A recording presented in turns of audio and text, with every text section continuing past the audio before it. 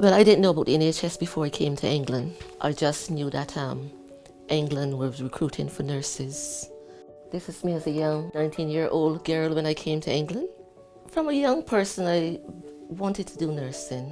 And it's after I came here then that I realised what this beautiful NHS was. So I remember learning about the NHS at school in history lessons. And I just remember being so amazed at how much of the resistance there was, not just from politicians, but also from doctors themselves. And yet they still managed to create this sort of incredible service. My dad was a GP, and so I've always grown up with a strong idea of medicine, the health service, the NHS, and kind of what it means to people and its social role. I saw the difference that my dad made to people's lives, and I saw what it meant to him as well to have that kind of career. So our lovely health service, which people try to bring down, have been doing a lot of work that people doesn't know about to make people's lives safe. So yes, I have quite fond memories of the health service and the wonderful care that they deliver. There's lots of different people that we don't even talk about in the NHS. You know, the porters, the people in the labs, the people handing out your food, the people that are taking your bloods. There's all these different people that all are working together, that believe in the system. Everyone has that same belief in the service and what it stands for. I've impacted so many women, as you can see from all these photos and the amount of thank you cards that I have out there, that sometimes I just went the extra mile with these women. My mum says that, you know, that cheesy line, the NHS is the best of Britishness. Whoever you are, wherever you come from, whatever your wealth or your race or your background, if you come into an NHS service, you'll be treated with respect and you'll be cared for. There was one chap that saw me in the street one day and his mum said, "This is the midwife that delivered you," and he went, "No wonder my head is this shape."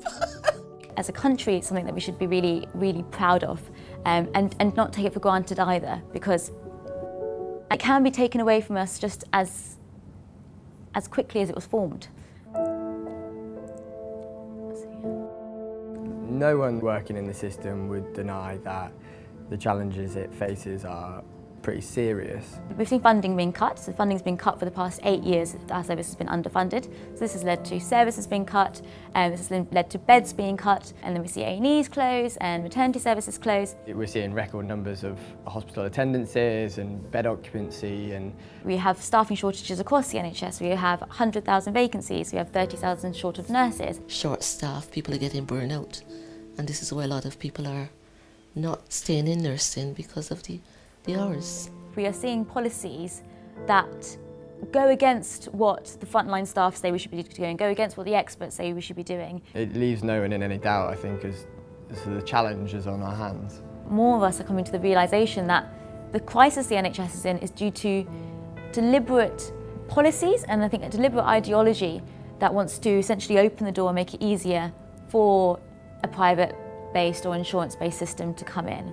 Amongst other things, one of the challenges facing the NHS is a sustained difficulty with the workforce, with doctors and nurses leaving and fewer arriving than previously were. It's not been uncommon for junior doctors at an early point in their career to do some time abroad.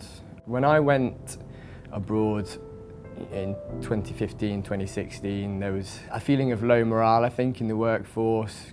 Where I was working, you were getting paid significantly better. You were working slightly fewer hours, so you weren't exhausted or burnt out at the end of the week. It really makes you question, deep down why you want to spend the rest of your career in the NHS.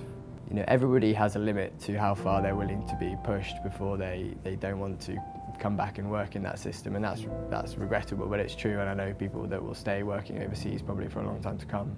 These are people who've spent their whole lives, who are passionate about what they do, and they've spent their whole lives committed to the NHS and to their job, and they've got to that point where they just feel like they cannot do it anymore.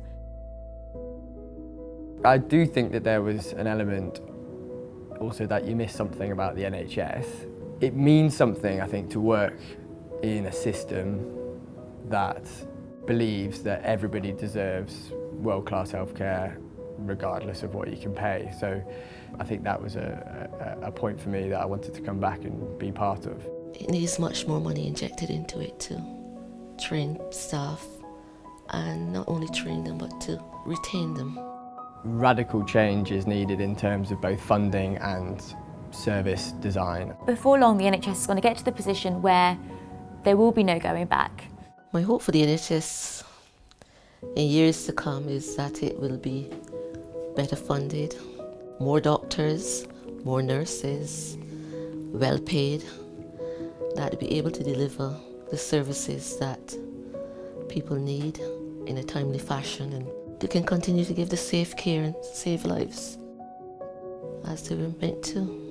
I think it's gone past just sort of telling the government how angry we are. We need to sort of demand action, and we need to demand a change in direction. The bottom line is that if we want the NHS to, remain in a healthy condition for another 70 years, we need to be willing to pay for it. And I think the public mood on that is quite clear. I think people are willing to do that. I'm aware that my career will be very different to my dad's and will face different challenges. We need to be willing to pay for the future challenges. It's good that the NHS is 70 years, so thank be to God that I'm still here to be able to celebrate all the good things that has happened and is still going to happen in the health service. I think this birthday is a really sort of important time for us just to reflect on how much we cherish the NHS. I think if we as a country come together to tell this government that we will fight for this NHS, and if they don't listen to us, then we will be electing people that will listen to us. It's important to remember, amongst all the talk of crisis and challenges, like what a brilliant thing the NHS does every single day, and the pride that instills in people. The fact that the public hold the NHS in such high regard, I think that makes me optimistic. The NHS looks after people from the first to the last day of their lives.